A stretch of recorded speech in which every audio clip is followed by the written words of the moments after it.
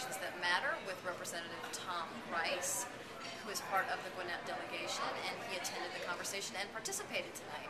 So Representative Rice, what's one thing that you learned tonight from these conversations?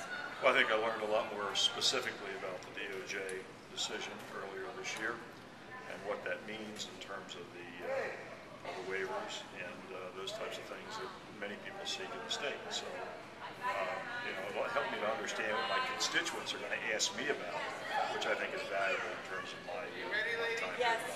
So in terms of your constituents, you had some fantastic advice about if someone comes to you with an issue, what is the best way to sort of get your attention and to sort of get some action moving?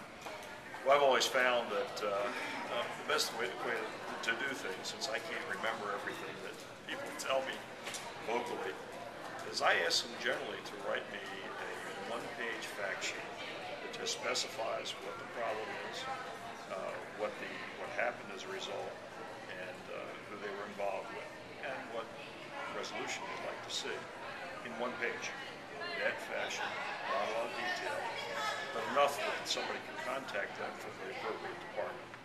What I do is I cover those notes and I send them to a legislative liaison, which each one of the departments has. There's somebody in each one of the departments who knows us and we know them, and they're there specifically to answer issues that are brought up. And what I found is they make a very reasonable attempt to get answers, and what I do is I keep them and I send them back to the people who have asked the question, so that they at least know what the position of the department is and effectively what we can do for them or what we can't do for them in that circumstance. Now, I would say that before you do that to the legislator in terms of contacting them like that, you do exhaust the natural things that people would find on a website for the Department of Resources and things like that.